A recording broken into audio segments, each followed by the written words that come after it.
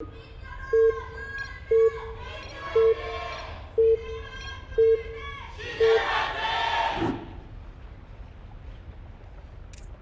Big SK텔레콤. cheers going out for CJ especially and Hydra. Fan favorite definitely, but up here in the left top corner, representing KT Rolster, this is of course the Protoss Flash. Not Flash Stats. Not Flash, no. No, just previously. And he's up against Hydra, a player who has transitioned into StarCraft2 quite well. I was going on a bit of a rant before the game started. I was even taken aback when we jumped into it, but both of these players have transitioned quite well into StarCraft2, especially recently. The thing to note about Hydra is every time I watch him play, he hits a timing really crisply. He's very good at roach timings, and when he hits a roach timing, you better be ready for it because he's going to be just a little bit faster than the other roach timings, and he's going to do a roach timing that nobody else is doing right now because he's figured it out first, or he's decided, okay, the meta allows for this now, and he's not afraid to do it. But we have a super fast probe scout. Meanwhile, with that pylon going down towards the front of the natural, sending out this probe. Just being a little careful. No forge down just yet. No real aggression. Just trying to see whether or not an early pool will go down on this two-player map. Wolf dyed his hair when Papa Minx died.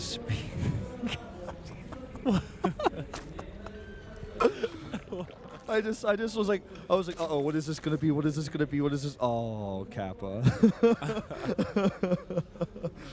Kappa now. But anyways, I'm gonna be dyeing my hair again pretty soon. Everybody's very excited. Announcement of a color. Announcement of an announcement of a color.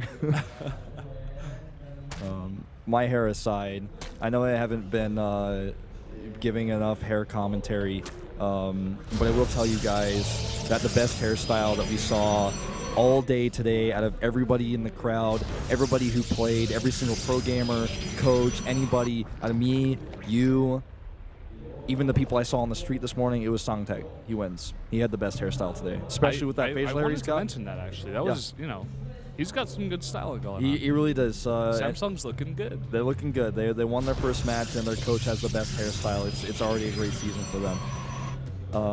Hairstyles aside, we have a much more normal expand here now for stats as he goes Forge into Gateway after the Gateway after Nexus Cannon as well.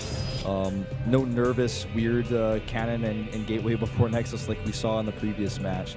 That didn't quite work out. Yep, on the other side of things, Hydra going for that pool first.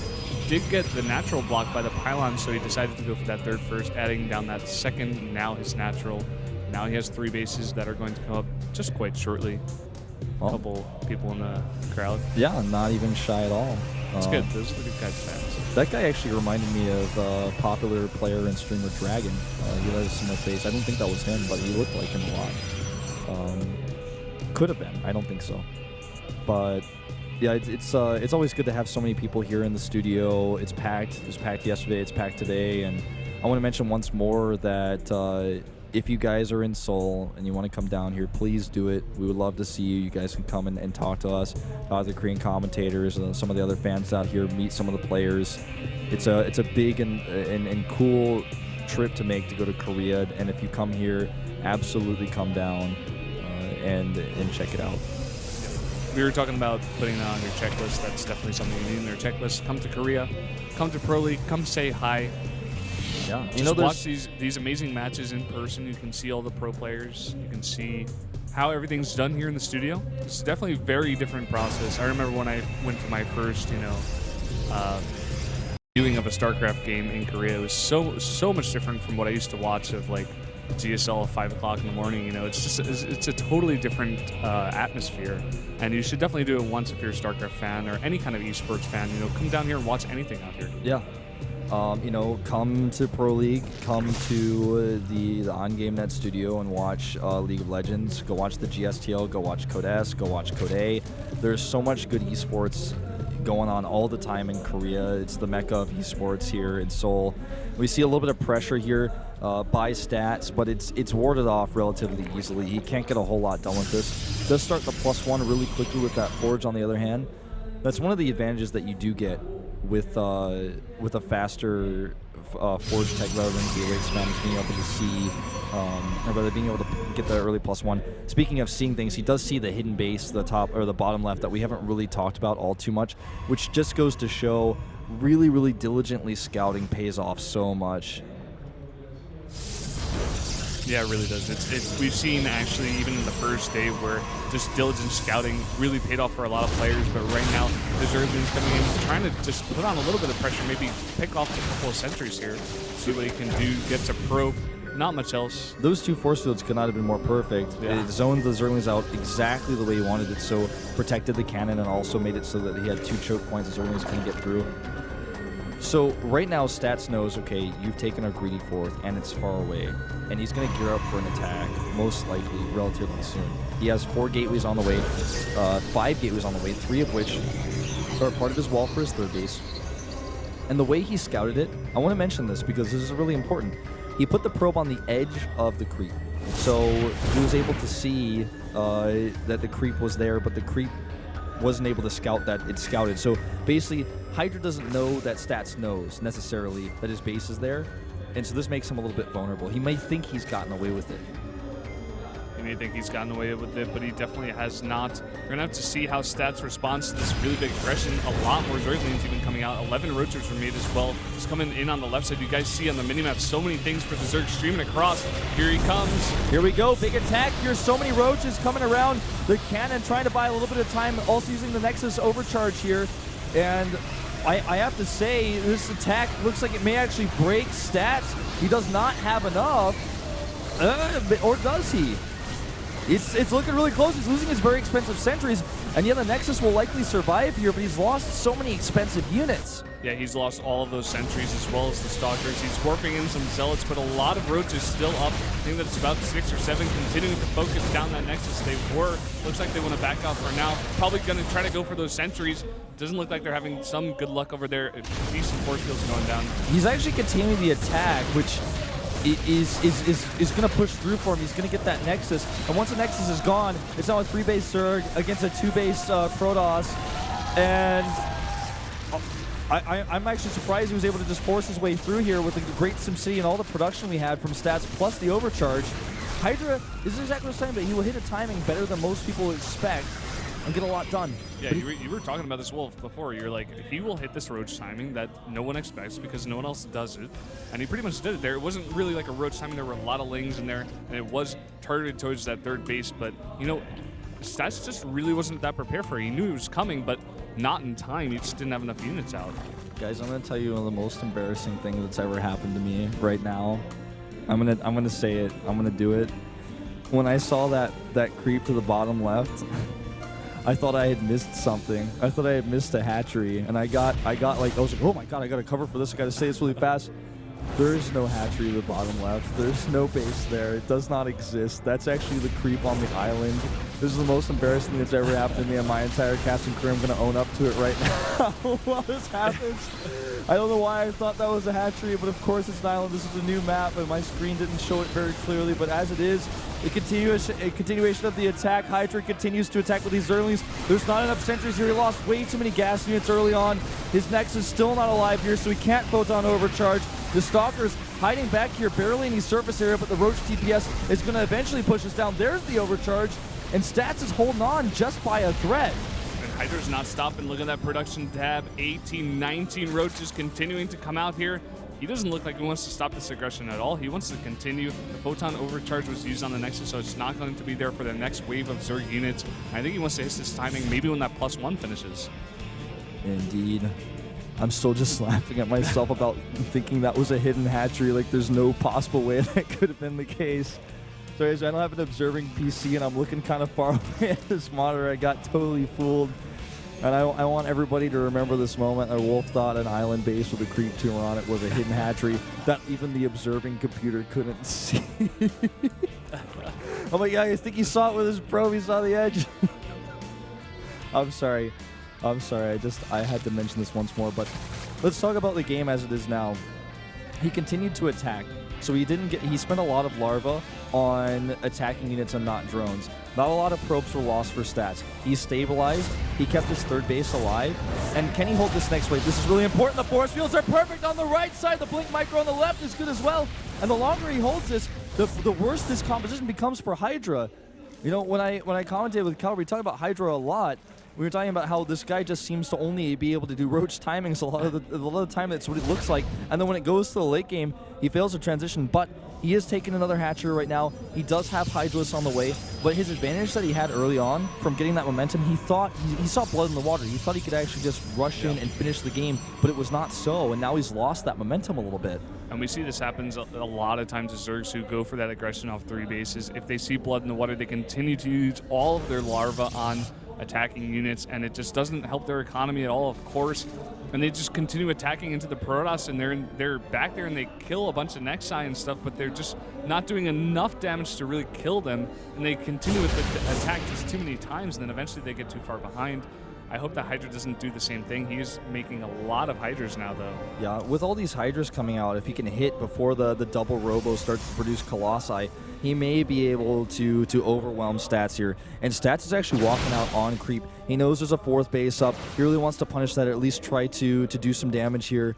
But the maxed out Hydra, with these Hydralisks coming through, no pun intended, can fight this army before the Colossi array. The first 2 are on the way. He's doing a little bit of harassment over here.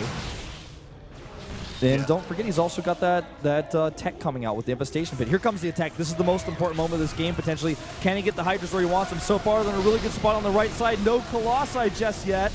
And he's hitting right before these Colossi are out. The double Rover are trying to get them out as fast as possible, but the Hydra's in a really, really good concave right now, doing a lot of damage to these Blink Stalkers.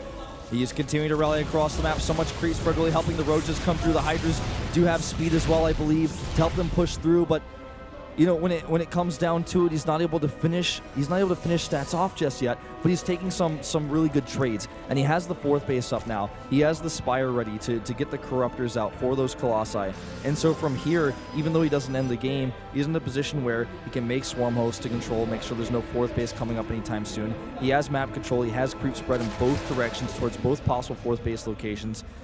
And Stats basically has to try to sit back, turtle, max out, and then move out, because taking a 4th base with all this army against him is not going to be possible right now. He needs more time, he needs more Colossi. Yeah, it's definitely not going to happen just yet, but he is just continuing to try to hold off hordes of Zerg, as the Observer is showing us there. So many Hydras in the back doing a lot of damage right now, taking out a bunch of those pylons, powering those gateways as well, just attacking on multiple fronts. The Colossi, though, doing a bunch of damage to those Hydras. He has to be careful. Yeah, he really does. The Colossi just do so much damage. Watch how that army went from 180 supply to 130 in just a few seconds. Hydra, true to his name, making almost only Hydralisks here, and they're all fended back. Look at the supply, 115 to 137, and now he's got a really strong composition that he can use to move out and take a 4th base. The Hydralisk attack, you know, if he didn't attack with it, he's got a composition that's eventually losing its power because more and more Colossi are coming out. But if he does attack with it and doesn't do a lot of damage, this gives Stats an opportunity to move out and take a 4th base.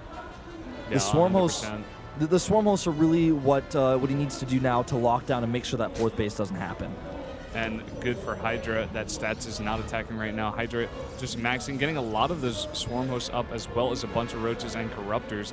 So he will be able to hold off attack for just now, but just seeing all those Hydras go into all those Colossi reminded me of like the beta times where Zergs would just be like, Hydras are so good, we got to use them, but then the Colossi, yeah. It's like, well, what are you going to do against those guys? It's just too much AoE, and the Hydras don't have enough health.